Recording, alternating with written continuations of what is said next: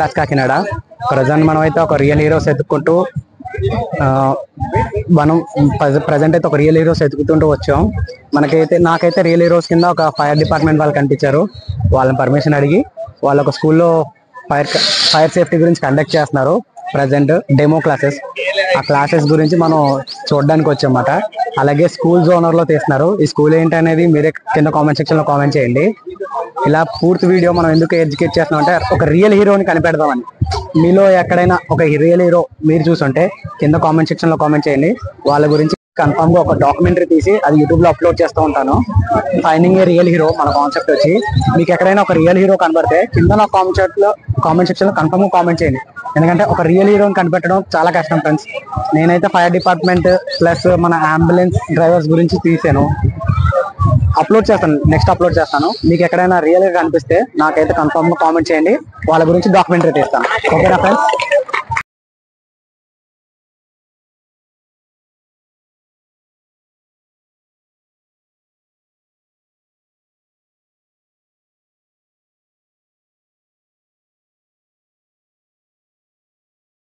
ఆంధ్రప్రదేశ్ రాష్ట్ర విపత్తు స్పందన మరియు అగ్నిమాపక సేవల శాఖ. ఓకేనా? అంటే రాష్ట్ర విపత్తు స్పందన అంటే ఏంటంటే ఓన్లీ ఫైర్ సర్వీస్ డిపార్ట్మెంట్. అంటే ఏదైనా ఒక ఫైర్ యాక్సిడెంట్ జరిగినప్పుడు వెళ్ళి అక్కడ అగ్నినంతా కూడా ఆర్పేసి అక్కడ జరిగినటువంటి నష్టాన్ని డాక్యుమెంట్ చేసి తర్వాత వాళ్ళు ఏమైనా సర్టిఫికేట్ అడిగినప్పుడు సర్టిఫికేట్ ఇవ్వడమే కాకుండా ప్రజల యొక్క ఆస్తికి, ప్రాణానికి మరియు మన అందరికి సంబంధించినటువంటి పర్యావరణానికి ఏమైనా నష్టం వాటిల్లినప్పుడు లేదో నష్ట ప్రమాదం చెప్పాలంటే ఓన్లీ మనకి ఫైర్ యాక్సిడెంట్స్ అవ్వవు. మన కోస్టల్ ఏరియాలో ఉన్నాం కాబట్టి మనకి భారీ తుఫాన్లు వస్తుంటాయి లేవా? మనకి June, July, August, September, October, November నెలలో కూడా ఎప్పుడు కూడా మనకి వర్షాలు వస్తుంటాయి, వరదలు వస్తుంటాయి. ఇంకా ఇతర ఈ మధ్యకాలంలో మనకి హరికేన్స్, ఇటువంటి ప్రమాదాలు కూడా మనకు వచ్చున్నాయి అన్నమాట.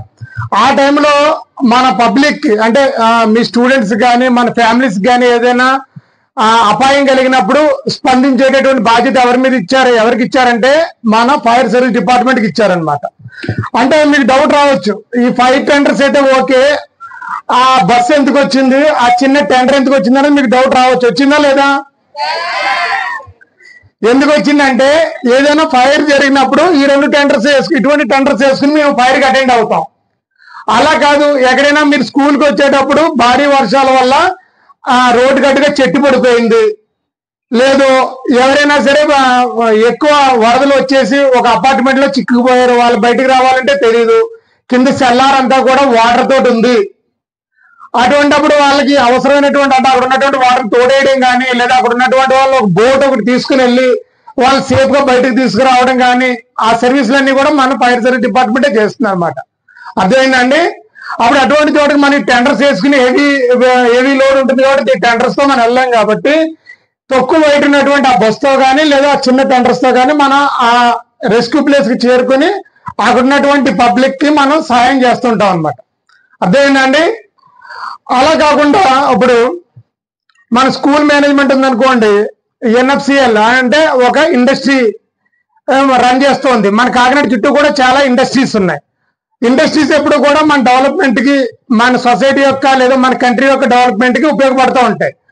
కానీ ఈ యాక్సిడెంట్ అనేది ఒక ఇండస్ట్రియల్ యాక్సిడెంట్ కానీ ఒక ఫైర్ యాక్సిడెంట్ కానీ అనుకోకుండా జరుగుతుంది కాబట్టి ఒక ఇండస్ట్రీలో ఒక యాక్సిడెంట్ జరిగి ఒక పాయిజనస్ గ్యాస్ రిలీజ్ అయినప్పుడు కానీ లేదో ఒక టాక్సిక్ గ్యాస్ రిలీజ్ అయినప్పుడు కానీ అక్కడ ఉన్నటువంటి వాళ్ళని లేదో అక్కడ ఆ ప్రమాదంలో ట్రాప్ అయిపోయి చిక్కున్న వాళ్ళు కూడా కాపాడాల్సినటువంటి బాధ్యత ఫైర్ సర్వీస్ డిపార్ట్మెంట్ మీద ఉందన్నమాట. మీ వెనకాల నుంచి చూడండి ఒకసారి ఫైర్ సూట్ ఒకసారి ఓపెన్ అది తీయండి.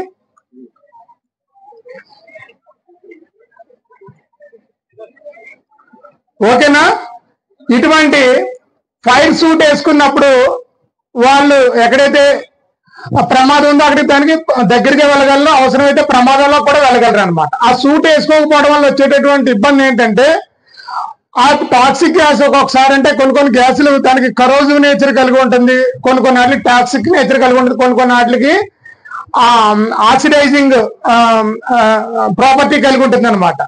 అదన్నా మన స్కిన్ కానీ ఒక ఫైర్ ఫైటర్ కానీ ఒక రెస్క్యూర్ స్కిన్ కానీ తగిలింది అనుకోండి, అతను కరోడ్ అయిపోతాడు అనమాట. అంటే అతని చర్మం అంతా కూడా తినేయబడుద్ది, అతను ప్రమాదంలో పడతాడు. అదే మనకు అటువంటి కెమికల్ సూట్ గా మనం వేసుకుని అక్కడికి వెళ్ళినప్పుడు మనకి ఏం కాదనమాట. దానికి అవసరమైనటువంటి ప్రొటెక్షన్ అంతా కూడా కెమికల్ సూట్ ఉంటుంది అనమాట. అంటే ఏంటంటే ఆ టైప్ అన్ని రకాల ఏదైనా ఒక ఫైరే కాకుండా ఏదైనా ఒక మన పరిశ్రమకు సంబంధించినటువంటిది కానీ లేదా నేచురల్ కలామిటీకి సంబంధించినటువంటి విపత్తు లేదా ప్రమాదం జరిగినప్పుడు స్పందించి అక్కడ ఉన్నటువంటి ప్రజలందరికీ కూడా అవసరమైనటువంటి సహాయ సహకారాలు అందించేటువంటి బాధ్యత ఫైర్ సర్వీస్ డిపార్ట్మెంట్ మీద పెట్టడం జరిగింది అనమాట. ఓకేనండి, అది పెట్టేసేయండి. ఇప్పుడు మన ఫైర్ చివరిలో చెప్పుకుందాం. మీ అందరికీ ఐడియా ఉంటుంది కాబట్టి ఒకసారి డిజాస్టర్ రెస్పాన్స్ గురించి చెప్పుకుందాం. డిజాస్టర్ అంటే ఒకటి యాక్సిడెంట్ ఒకటి ఉంటుంది, డిజాస్టర్ ఒకటి ఉంటుంది అనమాట. యాక్సిడెంట్ అంటే ఏంటంటే తక్కువ మొత్తంలో లేదా తక్కువ పరిమాణంలో జరిగేది. అంటే ఇప్పుడు మన రోడ్డు మీద వెళ్ళిపోతా ఉంటాం, మనం కార్ మీద వెళ్ళిపోతా ఉంటాం, కార్ని వెనకాల ఉన్నటువంటి కారు గుద్దింది అనుకోండి, లేదా ఎదురెదురుగా 2 వెహికల్స్ వచ్చి గుద్దుకున్నాయి అనుకోండి, దాని ప్రమాద తీవ్రత తక్కువగా ఉంటుంది అనమాట. అర్థం ఉన్న కారు దెబ్బతింటుంది లేదా కారులో ఉన్నటువంటి వ్యక్తులు దెబ్బతింటారు. అలా కాకుండా ఇప్పుడు 2 బస్సుల మధ్య ఒక కారు ఉండిపోయింది అనుకోండి, నలిగిపోయింది అనుకోండి, అది తీవ్రమైనటువంటి ప్రమాదంగా ఉంటుంది అనమాట. అందులో ఉన్నటువంటి ఆ బాడీస్ ని రెస్క్యూ చేయడం కానీ, అందులో ట్రాప్ అయిపోయినటువంటి వాళ్ళని రెస్క్యూ చేయడం కానీ చాలా చాలా కష్టమైనటువంటి పని. అలాగా ఒక్కొక్కసారి ఏం జరుగుతుంటుంది, అలా దగ్గర నొక్కుపోయినటువంటి ఈ వెహికల్స్ లో చేతులు కాళ్ళు ఉండిపోయి మొత్తం బాడీ అంతా కూడా బయట ఉంటుంది అనమాట.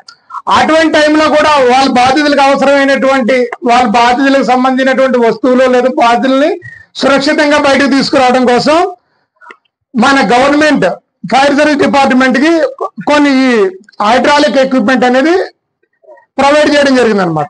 దీంతో ఏంటంటే నొక్కుకుపోయినటువంటి వాటిని స్ప్రెడ్ చేయడం కానీ, లేదా ఏదైనా కొన్ని నొక్కుకుపోయి అడ్డుగా ఉన్నటువంటి ఈ యొక్క ఐరన్ రాడ్స్, ఐరన్ ప్లేట్స్ ఇటువంటి వాటిని కట్ చేయడానికి అవసరమైనంత శక్తి, అంటే 20 టన్స్ ఉండిపోయినటువంటి 20 టన్స్ బరువు ఉన్నటువంటి లేదా 20 టన్స్ సామర్థ్యం ఉన్నటువంటి ఈ యొక్క ప్లేట్స్ ని కానీ రాడ్స్ ని కానీ ఈజీగా కట్ చేయొచ్చు అనమాట. ఈ ఎక్విప్మెంట్ ఒకసారి డెమో చూడండి.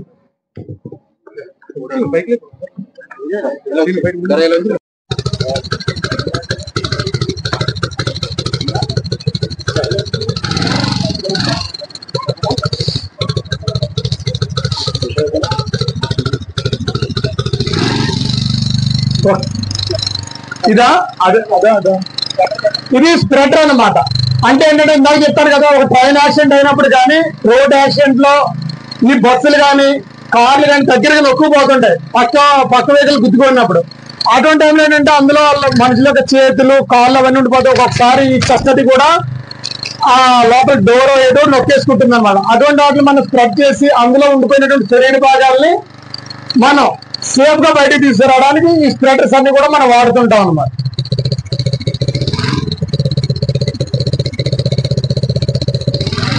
ఓకేనా? ఓకే, అది కట్టర్ పోతుంది.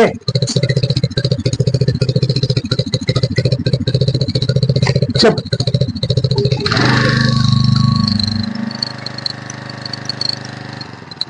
అది కట్టర్ అన్నమాట. దాంతో దేనైనా ఎంత ఒకసారి డెమో చూడండి సరదాగా. అటు పెట్టుకోండి, చక్కెర పన్ను అటు పక్క పెట్టుకో. దాన్ని చూడండి ఎంత ఈజీగా కట్ చేస్తుందో. నుంచోబెట్టు దా.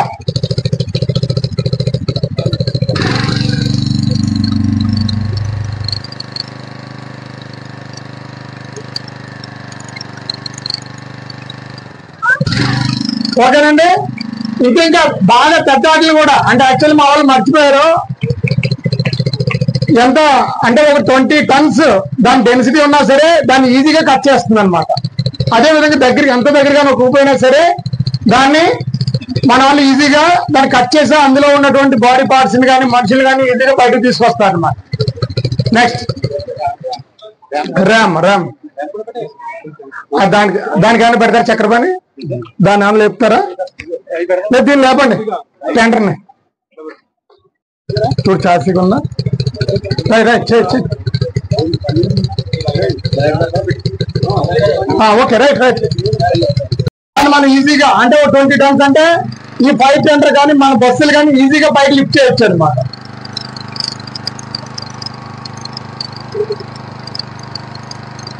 చెప్పుకో.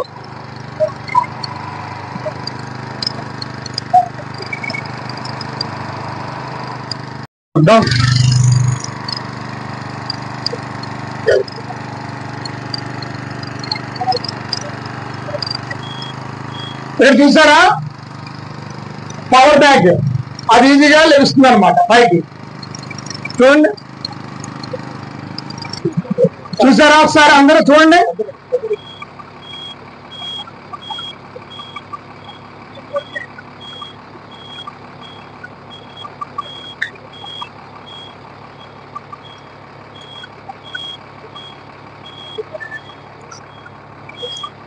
ఓకేనా? అంటే రోడ్ యాక్సిడెంట్ అయినప్పుడు ఆ వెహికల్స్ అన్ని కూడా కింద వీల్స్ అవన్నీ కూడా ఊడిపోయి కిందగా ఉండిపోతాయి అనమాట. దాని ఈవెన్ మనం పక్కకు తోయాలన్నా సరే కొంచెం హైట్ లేపాల్సి ఉంటుంది. ఆ టైంలో మనం ఈ యొక్క బ్యాగ్స్ ని, ఎయిర్ లిఫ్టింగ్ బ్యాగ్స్ ని ఉపయోగించుకుంటాం అనమాట. ఇవన్నీ కూడా ఏంటంటే డిజాస్టర్, ఏదైనా పెద్ద ప్రమాదం రోడ్ యాక్సిడెంట్ జరిగినప్పుడు మనం వాడుకుంటూ ఉంటాం. Okay, right. నెక్స్ట్ ఆస్కర్ ఇట్.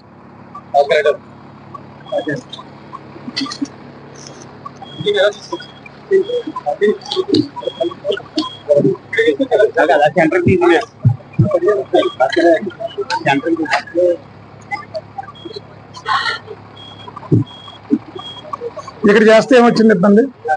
దా దా దా.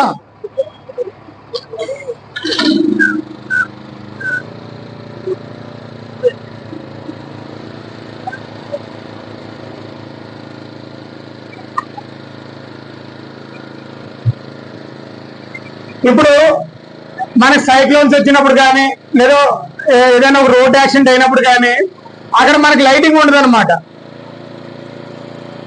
అక్కడ మనం ఏ యాక్టివిటీ చేయాలన్నా సరే అంటే ఎమర్జెన్సీ టైం, ఇప్పుడు డే టైం ఉంది, ఇక్కడ మన లైటింగ్ అయితే ఉంది, క్లియర్ గా మనం ఏ పనైనా చేయగలం.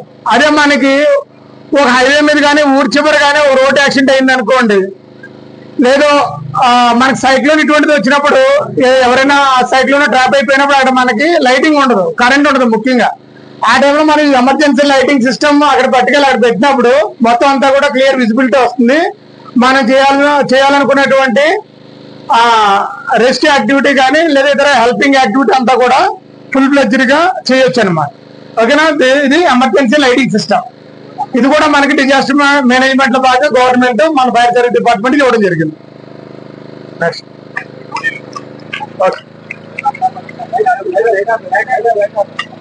చెరువులో కానీ కాలువలో కానీ లేదా ఏదైనా రివర్స్ మీ దగ్గరలో ఉన్న నదులు కానీ లేదా వాటి ఉపనదులు కానీ ట్రిబ్యూటరీస్ కానీ ఉన్నప్పుడు మనందరం ఏమనుకుంటామంటే చాలా ఈజీగా స్విమ్ చేద్దాం అంటే మనకి సినిమాల్లోనూ టీవీ సీరియల్స్ లోను చూపెడుతుంటారు అనమాట. పిల్లలు వెళ్ళి బాగా ఎంజాయ్ చేసినట్టు రకరకాల యాక్టివిటీ అంతా కూడా చేసినట్టు. యాక్చువల్లీ మీరు ఎవరు కూడా ఈ సమ్మర్ లో కాలువల్లో కానీ చెరువుల్లో కానీ లేదు ఇతర చిన్న చిన్న నీటి వాగుల్లో కానీ అటువంటి వాటిలో స్నానాన్ని దిగొద్దు. ఎందుకంటే అది ఒకప్పుడు ఉండేది, ఇప్పుడంతా కూడా ఏంటంటే ఈ శాండ్ కోసం మట్టి కోసం దాన్ని కూడా బాగా లోతుగా తవ్వేస్తున్నారు అనమాట. అది మీరేమనుకుంటారంటే అంత లోతు ఉండదేమో అనుకుంటారు. ఇప్పుడు మనకి రోడ్డు మీద గొయ్యి ఉందా, మీరు రోడ్డు మీద గొయ్యి కానీ గుంత కానీ ఉందనుకోండి ఏమంటారు, పక్కకు వెళ్తారు, చిన్నదే అది. అదే మనకి నీటిలో కనుక చిన్న గొయ్యి ఉన్నా సరే మనకి ఏంటంటే ఎప్పుడైతే మన కాళ్ళు మన పాదాలు తగలేదో మనం ఎంతో లోతు ఉన్నట్టుగా మనం పైపడిపోయి నీళ్లు మింగేస్తాం అనమాట. వన్స్ మన లంగ్స్ లో కనుక వాటర్ కానీ వెళ్ళింది అనుకోండి తర్వాత మనం బ్రీత్ తీసుకోవడం చాలా చాలా కష్టం. అదేవిధంగా ఒక మన హ్యూమన్ బ్రెయిన్ కి ఒక 2 minutes పాటు కనుక మనకి ఆక్సిజన్ కానీ సప్లై లేదంటే మనం ఆటోమేటిక్ గా స్ప్రోతో పడిపోతాం. 2 minutes అంటే 120 seconds. అదేవిధంగా మన లైఫ్ అంతా కూడా 2 minutes మీద డిపెండ్ అయి ఉంటుంది అనమాట. అందుకని ఏంటంటే ఎవరైనా వాటర్ లో దిగినప్పుడు ఫస్ట్ కాళ్ళకి వాళ్ళు నీటిలో ఉన్నటువంటి భూమి తగలేనప్పుడు చాలా గందరగోళం పడిపోతారు. ఆ గందరగోళం మరింత లోతుకి జారిపోతారు అనమాట. అందుకని ఏంటంటే మనం ఎవరు కూడా ఆ వాటర్ లోకి మనకు కనపడినట్టు వాటర్ లోకి దిగొద్దు.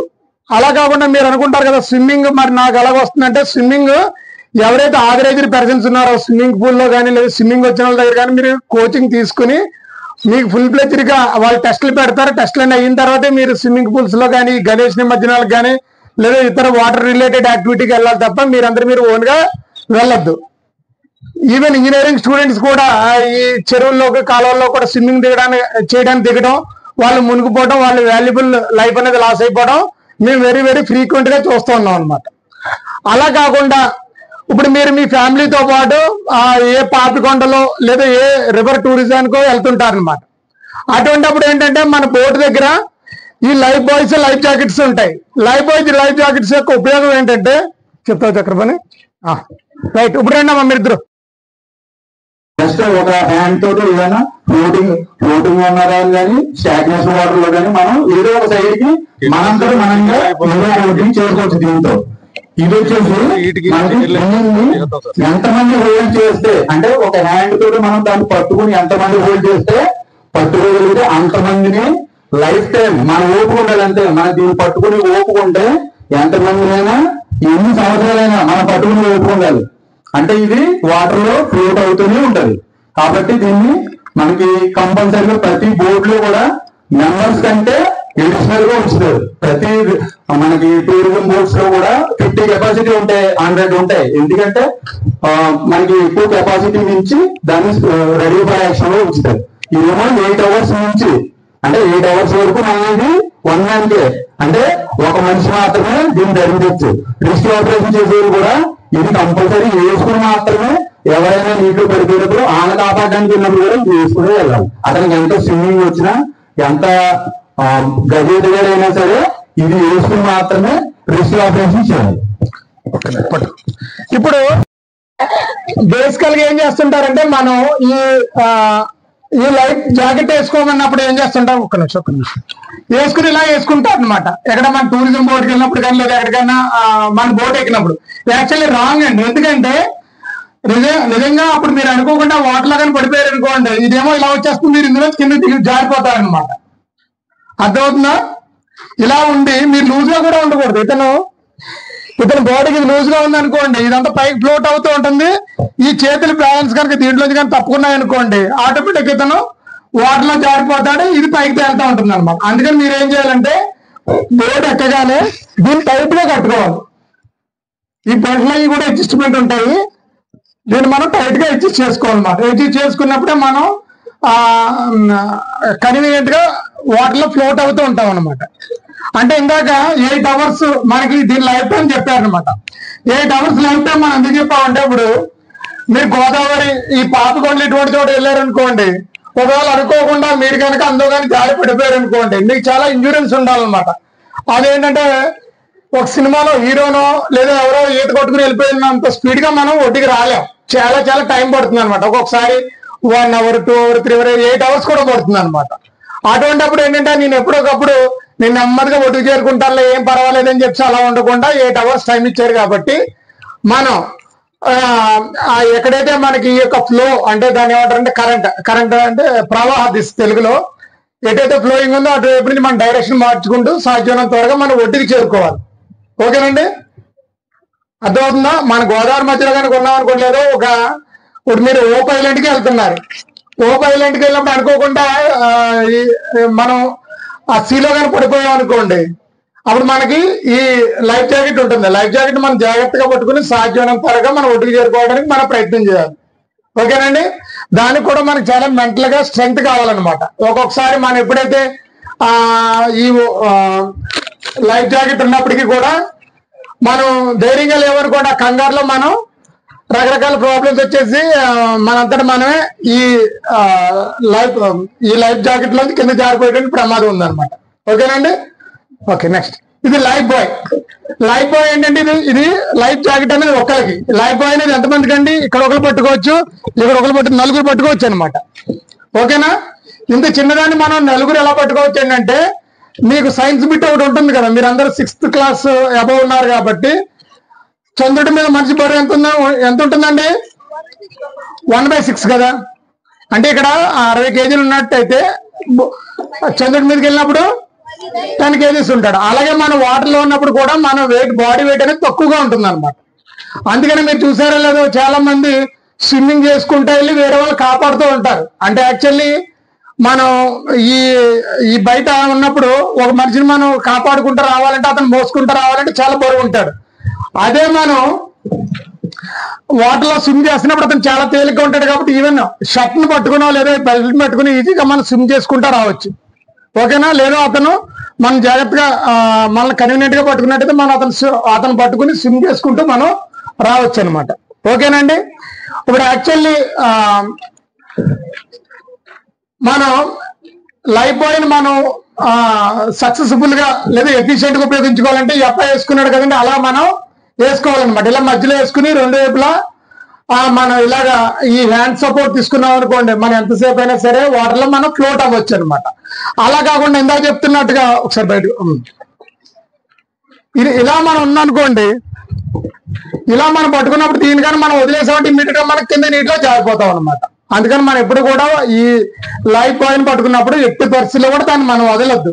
మనం ఏం జరుగుతుంటుందంటే ఒక్కొక్కసారి చాలాసేపు పట్టుకుంటాడు కదా, పట్టుకున్నప్పుడు అతను కాన్ఫిడెన్స్ వచ్చి ఒక్కొక్కసారి వదులుతాడు అనమాట. వదిలినప్పుడు ఇమ్మీడియట్ గా నీటిలోకి జారిపోవడం జరుగుతుంది. ఒకసారి కానీ నీటిలో జారిపోయి అతను వాటర్ కానీ తాగి అతని లంగ్స్ లో కానీ వాటర్ వెళ్ళిందంటే అతను మళ్ళీ సర్వైవ్ అవడానికి చాలా చాలా కష్టం. ఓకేనా? Right, thank you.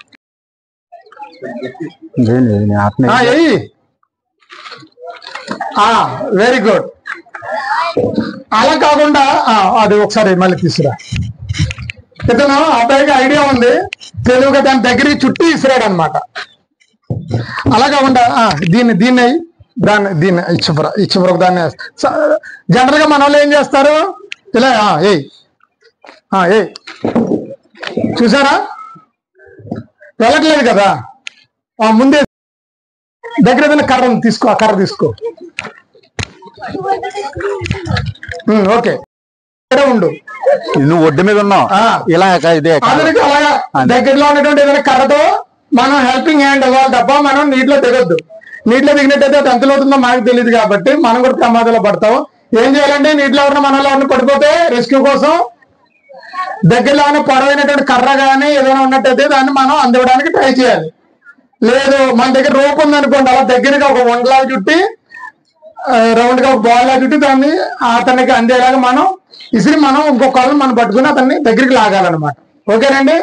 అది నీటిలో ఉన్నటువంటి వ్యక్తి ఆటోమేటిక్ గా తక్కువ వెయిట్ ఉంటాడు కాబట్టి ఈజీగా మనం లాగినప్పుడు ఇతను ఈజీగా మనతో పాటు వచ్చేస్తాడు. ఓకేనండి. వాటర్ రెస్క్యూ అయిందా? Very good, Joy. కూర్చోండి.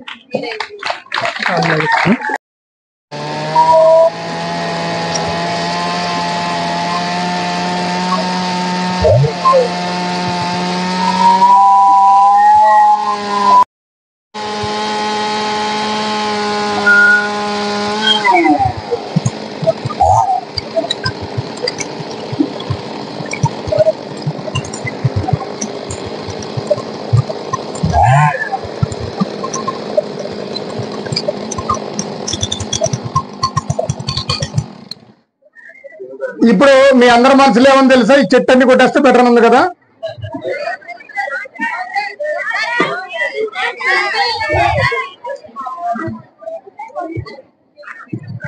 ఓకేనా? ఇది ఫ్లోటింగ్ పంప్ అనమాట. అంటే ఇప్పుడు మనందరం కూడా అర్బన్ ఏరియాస్ లో ఉంటున్నాం. అర్బన్ ఇప్పుడు ఈ మధ్యకాలంలో అంటే ఈ మన క్లైమేట్ లో వచ్చినటువంటి చేంజెస్ వల్ల అర్బన్ ఎక్కడైతే పట్టణాలు ఉన్నాయో అక్కడ ఎక్కువగా భారీ వర్షాలు కురుస్తున్నాయి అనమాట. మీరు చూసే ఉంటారు, హైదరాబాద్ లో కుండపోత క్లౌడ్ బరస్ట్ కింద జరిగి మొత్తం అక్కడ ఉన్నటువంటి అపార్ట్మెంట్లు అన్ని కూడా మునిగిపోయినాయి. కొన్ని ఏరియాలో మునిగిపోయినాయి. ఆ టైంలో వాళ్ళు ఈవెన్ సెల్లార్లో రావడానికి కూడా చాలా కష్టంగా ఉందన్నమాట. ఎందుకంటే సెల్లార్ అంతా కూడా వాటర్ ఉండిపోయి అక్కడ ఉన్నటువంటి ఆ కార్లు ఇవన్నీ కూడా పాడైపోతూ ఉంటాయన్నమాట. ఆ టైంలో ఈ ఓల్డేజ్ పర్సన్స్ కానీ సిక్ పర్సన్స్ కానీ లేదా ప్రెగ్నెంట్ ఉమెన్ కానీ లేదా చిన్నపిల్లలు వాళ్ళ ఇన్ఫాంట్స్ అంటే ఏంటంటే చిన్న పిల్లలు వాళ్ళు ఏంటంటే వాళ్ళు మెడికల్ ఎయిడ్ కోసం కానీ లేదా ఇతర అవసరాల కోసం కానీ బయటికి రావాలన్నా సరే చాలా కష్టంగా ఉంటుంది అనమాట. ఆ టైంలో ఏంటంటే అక్కడ ఉన్నటువంటి వాటర్ని మనం తీసేసినట్టయితే వాళ్ళు ఈజీగా బయటికి రావచ్చు. వాళ్ళ దగ్గరలో ఉన్నటువంటి రోడ్డుకి చేరుకుంటారు. రోడ్డు మీద అంబులెన్స్ కానీ లేదా వాళ్ళు పబ్లిక్ ట్రాన్స్పోర్ట్ కానీ ఎక్కి వాళ్ళు అవసరమైనటువంటి ప్లేస్కి వెళ్తారు అనమాట. దానికోసం ఏంటంటే ఈ ఫ్లోటింగ్ పంప్ అనే దాన్ని మనకి ప్రొవైడ్ చేయడం జరిగింది అనమాట. ఎక్కడైతే అపార్ట్మెంట్ సెల్లార్స్ ఇవన్నీ ఉన్నాయో అక్కడ వాటర్ వచ్చినప్పుడు ఏం చేస్తామంటే మనం స్టార్ట్ చేసి దాన్ని అందరూ పెట్టేస్తాం అనమాట. అంటే అది ఆ వాటర్ లో ఫ్లోట్ అవుతూ ఉంటుంది.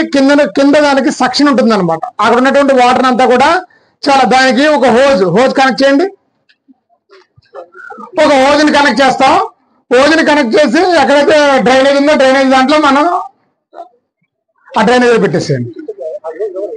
అలా డ్రైనేజ్ లో మనం పెట్టేస్తాం అనమాట. పెట్టేసినప్పుడు అక్కడ ఉన్నటువంటి సెల్లార్లో ఉన్నటువంటి వాటర్ అంతా కూడా క్లియర్ అయిపోతుంది. అక్కడ ఉన్నటువంటి వాళ్ళంతా కూడా ఈజీగా వాళ్ళు బయటకు వస్తారు. అర్థమైందండి?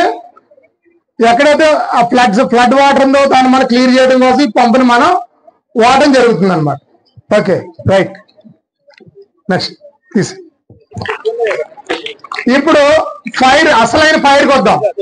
ఫైర్ సర్వీస్ డిపార్ట్మెంట్ కదా, ఫైర్ గురించి చెప్పుకుందాం. ఫైర్ అంటే ఏంటండి? ఫైర్ అంటే మంట. Very good. ఇంకా వెరీ గుడ్. ఇంకా ఓకే. ఇప్పుడు మీరంతా కూడా ఏంటంటే సైన్స్ చదువుతున్నారు కదా, సైన్స్ టెర్మినాలజీలో చెప్పండి. ఫైరా? Fire is a chemical reaction. Fire is a chemical reaction. ఓకేనా? అంటే ఫిజికల్ రియాక్షన్ అంటే ఏంటి? ఫిజికల్ రియాక్షన్ అంటే ఏంటంటే ఏదైనా ఒక వస్తువు కానీ ఫిజికల్ రియాక్షన్ కనుక గురైందంటే అది మళ్ళీ వెనక వస్తుంది అనమాట. అదే కెమికల్ రియాక్షన్ కానీ జరిగిందంటే అది మళ్ళీ వెనక రావడానికి చాలా చాలా కష్టం. ఓకేనా? అంటే మీకు అర్థం. ఇప్పుడు నా చేతికి ఈ 2 ఉంగరాలు ఉన్నాయి కదా, 2 ఉంగరాలు ఎవరైనా దొబ్బేశారనుకోండి, నేను పోలీస్ కంప్లైంట్ ఇచ్చినట్టయితే అది మళ్ళీ రికవర్ చేసుకోవచ్చు ఎంతకంత. అదే ఇప్పుడు మనకి ఎక్కడైనా ఒక చోట ఫైర్ యాక్సిడెంట్ కానీ అయింది అనుకోండి, దాన్ని మళ్ళీ వెనక్కి తీసుకురాగలమా? ఫైర్ యాక్సిడెంట్ లో బట్టలు కాలిపోయినా కానీ, లేదా ఒక ఇండస్ట్రీ ఫైర్ అయినా కానీ, లేదా మీ బుక్స్ కాలిపోయినా కానీ, మీ బుక్స్ కాలిపోయినా ఆ ఊహ ఎంత అందంగా ఉందా? మీ బుక్స్ కాలిపోయినా బాగుందా థాట్ అది? Okay, right. ఇప్పుడు ఏదైనా ఫైర్ యాక్షన్ అయినప్పుడు అది మనకి వెనక్కి రాదు అనమాట. దాన్ని మనం కెమికల్ రియాక్షన్ మనం చూస్తాం. అంటే ఫైర్ కావాలంటే ఏమేం కావాలి? ఫైర్ అవ్వాలంటే ఒకసారి తీసుకురండి.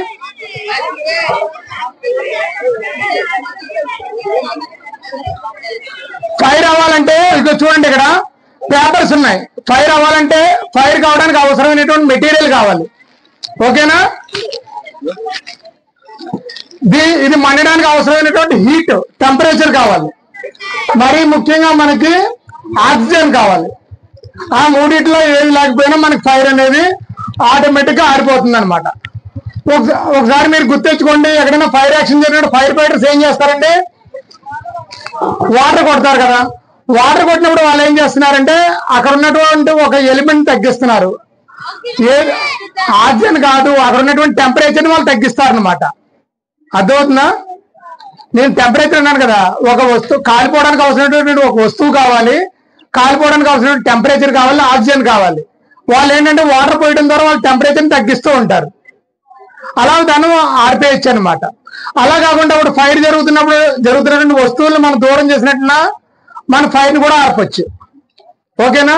అలా కాకుండా ఫైర్ జరుగుతున్నప్పుడు ఫైర్ మీద ఏదైనా మనం కప్పినప్పుడు ఆటోమేటిక్గా ఆక్సిజన్ సప్లై అనేది ఆరిపోతుంది. అప్పుడు కూడా మనం ఫైర్ని ఆర్పచ్చు అనమాట. ఓకేనండి? ఇప్పుడు బోర్ ఫీల్ అవుతుంది, నేను చెప్తాను, మీరు ఏమి టెన్షన్ పడద్దు, అర్థం అవ్వట్లేదని. మీకు అన్నిటికీ మీ డౌట్లన్నిటికి కూడా ఆన్సర్స్ నా దగ్గర ఉన్నాయి. ఓకేనా? ఇప్పుడు ఫైర్ ఎందుకు ఓకే ఓకే ఫైర్ జరుగుతున్నప్పుడు వాటర్ ఇస్తే టెంపరేచర్ తగ్గుతుంది అన్నాం కదా. అదే ఒక ఆయిల్ ఫైర్ జరుగుతుంది అనుకో, దాని మీద మనం వాటర్ ఇస్తే టెంపరేచర్ తగ్గుతా. ఎందుకంటే ఆయిల్ అనేది తేలిగ్గా ఉంటుంది, వాటర్ అని పొగకుండా కిందకి వెళ్ళిపోతుంది, పైకి వచ్చేస్తుంది. అటువంటిప్పుడు మనం కొన్ని రకాల టెక్నిక్స్ ఉంటాయి. ఇప్పుడు మనకి గ్యాస్ ఫైర్ అవుతుంది, గ్యాస్ మీద మనం వాటర్ ఇవ్వగలమండి? ఇవ్వలేం కదా. అప్పుడు మనం ఆ గ్యాస్ పైన మనం ఎలా ఆర్పాలి? ఓకేనండి? కార్బన్ డైఆక్సైడా? Okay, right. దా అక్కడ అది బాక్స్ పెట్టు. ఓకే, దాని మీద వాటర్ పోస్తారు. వాటర్ పోయి దాని మీద నువ్వు చేకపోయి మొత్తం ఆ ఫైర్ మీద పోయి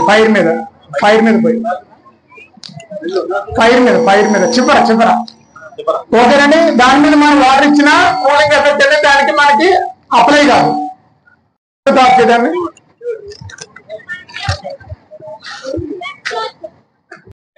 ఓకేనండి? ఓకే, ఇప్పుడు దీన్ని ఫైర్ చేయి.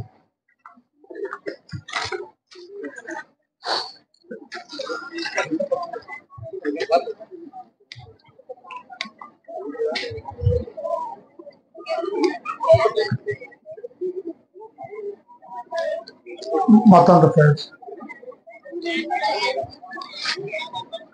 ఇంకా ఫైర్ జరుగుతుంది. దీని మీద కార్బన్ డైఆక్సైడ్ ఫైర్ ఎక్స్టెన్షన్ వాడదామా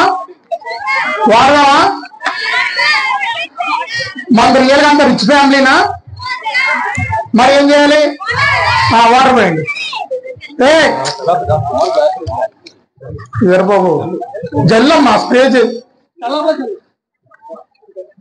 ఓకేనా ఉండండి. ఇప్పుడు చూసారు ఒకసారి వీరబాబు అలా ఒకసారి చూపించాం వాళ్ళకి. ఓకే చాలు ఒకటి ఇచ్చేసారు. ఇప్పుడు ఏదైతే కాలిపోయినప్పుడు మనకి బూడిదని మసిని ఏర్పాటు చేస్తుందో పెద్ద మొత్తంలో దాన్ని ఏమంటారంటే ఏ క్లాస్ ప్రైజ్ అంటారు అనమాట. అంటే పేపర్స్ కానీ మన తాటాకులు కానీ వుడ్ కానీ కలుపు కానీ చెక్కలు కానీ గ్లాస్ తో పోయి ఏం జరుగుతుంది కదా. ఎందుకని ఆయిల్ యొక్క డెన్సిటీ కంటే వాటర్ డెన్సిటీ ఎక్కువ.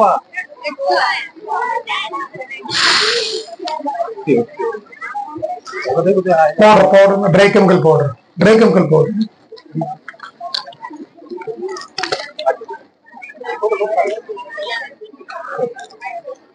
ఆగిపోయింది. మళ్ళీ ఒకసారి ఉందా అందులో? ఏం లేదు కదా అందులో.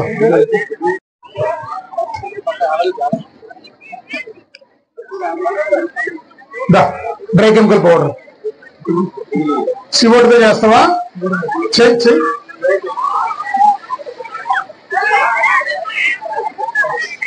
అవ్వకూడదు.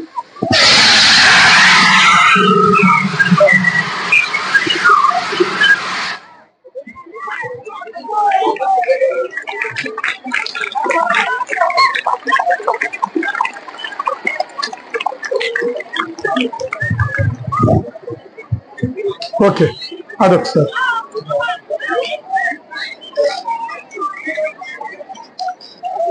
ఇప్పుడు మన స్కూల్లో కానీ హాస్పిటల్స్ లో కానీ సినిమా థియేటర్స్ కానీ ఎక్కడికి వెళ్ళినా సరే మనకి ఫైర్ ఎక్స్టింగ్విషర్స్ ఉంటాయి. దీన్ని మనం ఎలా ఆపరేట్ చేయాలి? చాలా మంది మనం చూస్తుంటాం కానీ ఆపరేట్ చేయడం అనేది మనకి రాదు. సార్ చెప్తావు రెడ్డి? చెప్పు.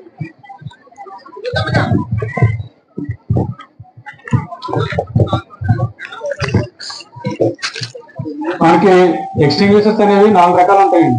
4 ఏంటంటే CO2 ఒకటి, DCP ఒకటి, వాటర్ టైప్ ఒకటి, తర్వాత ఫోమ్ ఒకటి. ఈ వాటర్ టైప్ ఎక్స్టింగ్విషర్ అనేది దేని మీద యూజ్ చేస్తాం అంటే కాలిన తర్వాత బూడిద కింద ఫైర్స్ మీద ఏమి యూజ్ చేస్తాం? ఆయిల్ ఫైర్స్, CO2 ఇంకా ఎక్కువైతే ఫోమ్ వాడతాం. ఓకే, తర్వాత CO2 అనేది ఈ ఏ ఫైర్ మీద అయినా సరే CO2 యూజ్ చేయొచ్చు. ఓకే, ఎలక్ట్రికల్ ఫైర్ మీద వాటర్ యూజ్ చేయొచ్చా? నార్మల్ వాటర్ లేదా? చేయకూడదు. DCP యూజ్ చేయొచ్చు. కాకపోతే ఏంటంటే ఒక రూమ్ లాంటిది ఉన్నట్లు DCP అనేది యూజ్ చేయకూడదు. ఎందుకంటే ఆ స్ప్రెడ్ అయ్యి ఏమైందంటే మొత్తం ఆ రూమ్ అంతా కూడా. ఓకే, తర్వాత ఎయిమ్ అంటే మన ఫైర్ ఎక్కడ ఉందో అక్కడ మనం ఎయిమ్ చేయాలి. ఎస్ అంటే చూడు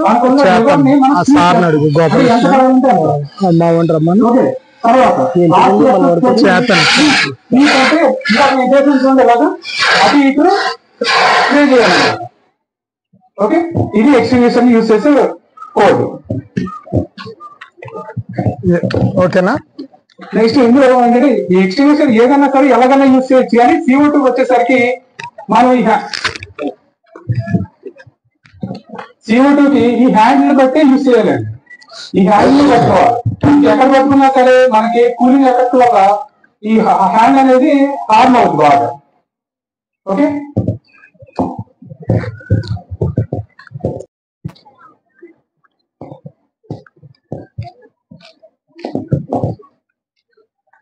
ఇప్పుడు గ్యాస్ సిలిండర్ ఉంది కదా మనకి.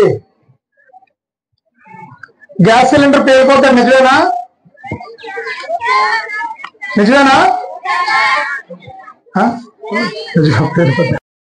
ఎక్స్టెండ్ అవ్వడానికి ఛాన్స్ లేక పేరటం అనేది 99% కదా. కానీ ఎప్పుడు కాదంటే ఎప్పుడైతే ఈ గ్యాస్ బయటికి రాని పక్షంలో దాని చుట్టూ ఏదైనా మనకి మంట అనేది పెరిగి దాని యొక్క హీట్ అనేది ఎప్పుడైతే పెరుగుతుందో ఎక్స్టెండ్ అయ్యి అలా కాదు, దాంతో బకెట్ తోటి ఆర్పచ్చు. చేస్తాడు చేస్తాడు, నువ్వు చెప్పు, నువ్వు డెమో చెప్పు. అది ఉందా ఒకసారి మళ్ళీ వాటర్ తోటి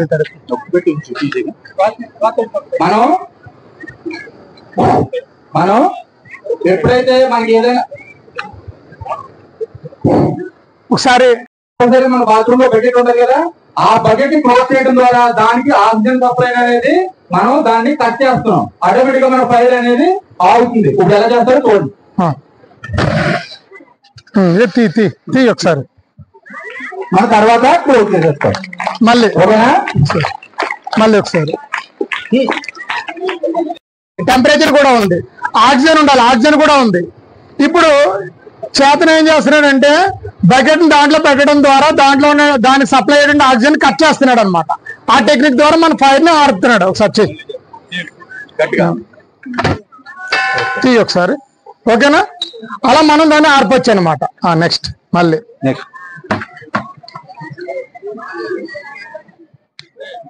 చెయ్యి, ఏం కాదు, చెయ్యమ్మా మొత్తం పెట్టు ఒకసారి. ఉండండి ఒకసారి, వచ్చు కదా. మనం ఇప్పుడు మన దగ్గర ఉండే వస్తువుతోటే అన్ని కూడా మన దగ్గర ఉన్న వస్తువులు, ఇంట్లో ఉండే వస్తువులతోటే మన గ్యాస్ ఫైర్ ఏ విధంగా ఆర్పాలనేది మనం నేర్చుకుంటున్నాం. ఇంకా లేదు, మన దగ్గర బ్లాంకెట్ ఉంది తడిది ప్రాపర్ గా ఉండి ఒకసారి నేను చేసి చూపిస్తాను. మనం దాన్ని రౌండ్ టర్న్ గా మనం క్లోజ్ చేసిన తర్వాత దాని చుట్టూరు కూడా మనకి ఓకే ఓకే. మళ్ళీ దీంట్లో టెక్నిక్ అంతే, దాన్ని ఆక్సిజన్ సప్లైని క్లోజ్ చేస్తున్నాం. ఓకేనా? అంతే కదా, అందరికి అర్థమైంది కదా.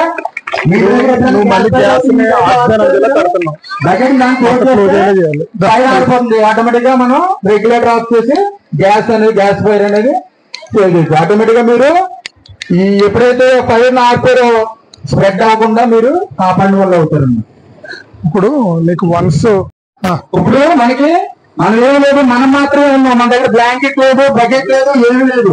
ఒక ఫింగర్ తో మనం ఈ ఫైర్ అనేది ఏ విధంగా ఆడుతామో పుచ్చుకుంటాం.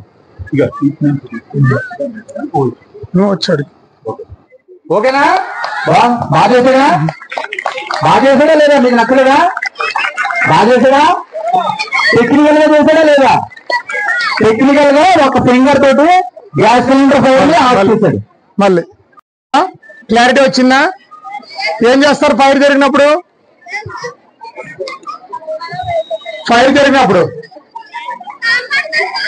ఎవరిని ఫైర్ జరిగినప్పుడు ఏం చేయాలంటే మనం ముందు సేఫ్ గా ఉన్నటువంటి ప్లేస్ కి మనం వెళ్ళిపోయి మన ఫైర్ బ్రిగేడ్ కి మనం ఫోన్ చేయాలి. ఫోన్ చేసినప్పుడు అడ్రస్ అనేది క్లియర్ గా చెప్పాలి. అంటే ఎలాగంటే జనరల్ గా ఏం చేస్తుంటారంటే, సార్ ఇక్కడ సామూర్తి నగర్ లో ఫైర్ జరుగుతుంది సార్ అని ఫోన్ పెట్టేస్తారు అనమాట. సామూర్తి నగర్ అంటే చాలా పెద్దది ఉంటుంది కదా, ఎక్కడికి రావాలి సార్? సామూర్తి నగర్ లో ఇలాగ మన వాటర్ ట్యాంకుల దగ్గర రండి సార్, మనకి ఇలా మీరు ఈ భానుగుడి ఏరియా నుంచి వచ్చినట్టయితే ఎఫెక్టివ్ గా చేరుకుని ఎఫెక్టివ్ గా మనం సర్వీసెస్ అనేది ఇవ్వడానికి ఛాన్స్ ఉంటుంది అనమాట. దట్ నెక్స్ట్ మళ్ళీ మీకు వచ్చినటువంటి ప్రమాదం ఏంటనే చెప్పాలి. అంటే ఇప్పుడు అక్కడ గ్యాస్ లీక్ అయిందా, లేదా తాటాకులీలు కాలిపోతుందా, లేదా ఏమైనా ఓపెన్ ఫైర్ జరుగుతుందా. ఓపెన్ ఫైర్ అంటే కొన్ని ఫైర్స్, ఇప్పుడు ఎండాకాలం ఉందనుకోండి, ఆకులన్నీ కూడా కింద పడు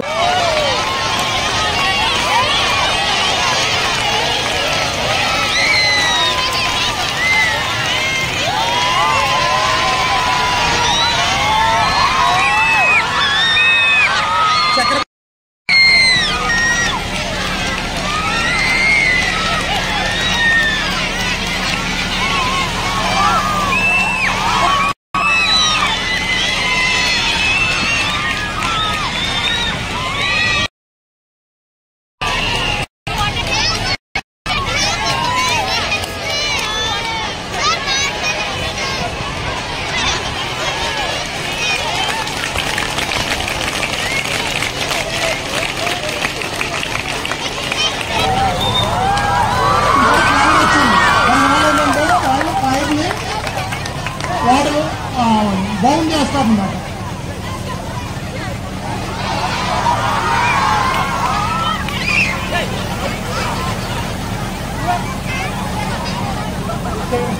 ఇంకా ఫ్లవర్ పెట్టుకోండి, ఫ్లవర్ పెట్టండి ఇద్దరు. శ్రీనివాస్ ఓపెన్ చేయి, ఓపెన్ చేయి.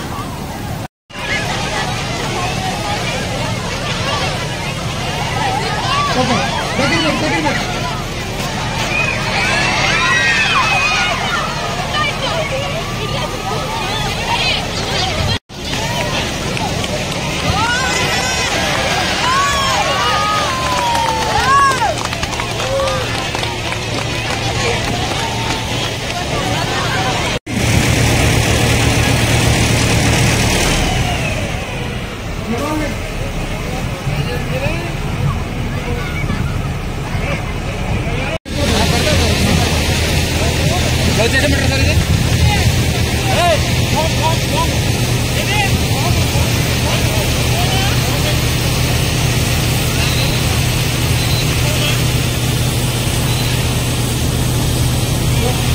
దగ్గర చాలు.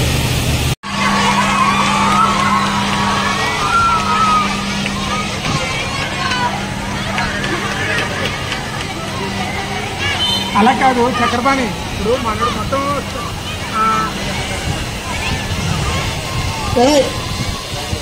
బాబురావు ఫ్లవర్ దగ్గర చిన్న ఫ్లవర్ పెట్టు, చిన్న ఫ్లవర్ పెట్టు. ఆపు ఆపు ఆ ఫ్లవర్